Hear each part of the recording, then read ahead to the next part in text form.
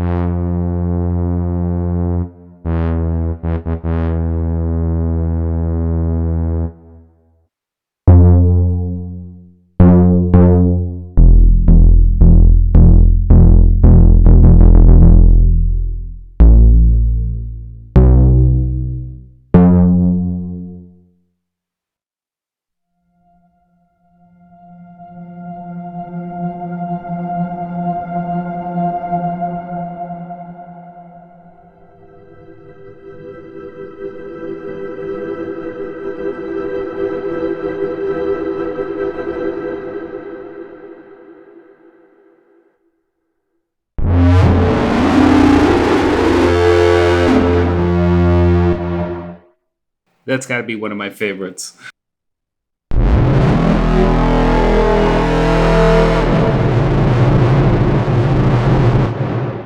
It's just so gnarly.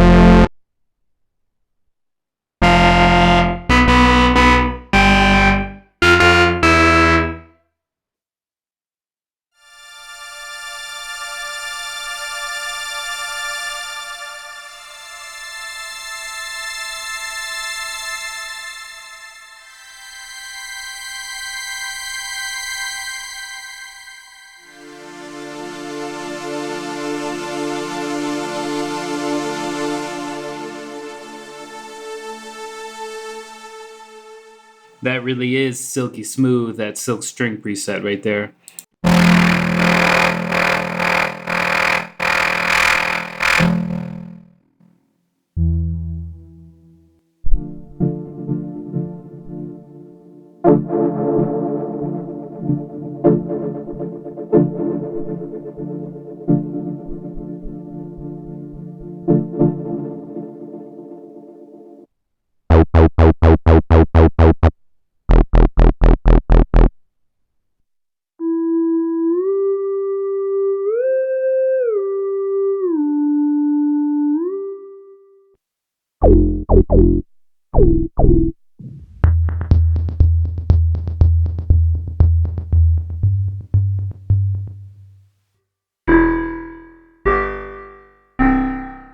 So as you can tell, the range of sounds you can get from this synth are quite versatile. We can get pads, leads, plucks, basses, sound effects, arpeggiators, everything can come out of this, and the fact that it can fit inside your tablet is mind-blowing.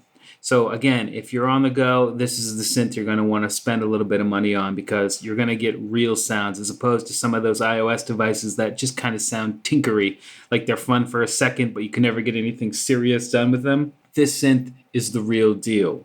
So I'm just going to walk you through the user interface real fast, kind of show you the ropes. It's a poly synth with 2 oscillators. We have the oscillator menu right here, which goes over until this little line gets broken. We have oscillator 1, oscillator 2. There's a sub and noise module right here. And then there's the mod matrix where you can route and adjust the amounts of modulation controls for each one of the oscillators.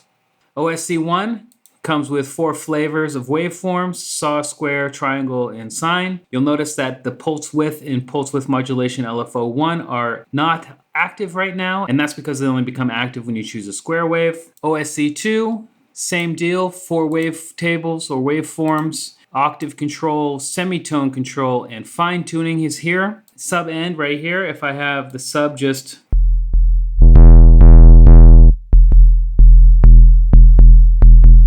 you can see that it's quite clean when it's on the sine wave, but again, you have saw, square, triangle, sine for the sub as well. There's the noise module, so if we come over here and add the noise, the bandwidth control just uses the filter to cut off the high frequencies if you want to get a little bit more subdued and less bright. And then there's a ring module. And of course, inside of this mixer, you can adjust the volumes for the oscillators, the sub, the ring, and the noise to make your sounds really complex. In the filter section, we have the main filter section. This goes to the envelope generator 2, which is right here. So this envelope generator is going to control the filter, whatever you set here in terms of cutoff, LFO, resonance, and whatever mode you choose. That's going to be controlled by the envelope generator 2. Envelope generator 1 is the main envelope for the sound. So you've got your standard attack, decay, sustain, and release for each of the envelope generators. You have 2 LFOs over here on the side, so you can get a lot of movement in your sounds. And again, you can route each of the oscillators to LFO1 or one to LFO1 and the other to LFO2, and so on and so forth. There's also an arpeggiating section, which is really good. You can have up to 3 steps. You got a rate control, sync on or off. You can turn it on right here with the enable button. You can have the mode, which is up or down, and up and down. And then there's the gate amount for the arpeggiator itself. And the hold will keep repeating the arpeggiator even if you're not pressing a key. So if I turn it on,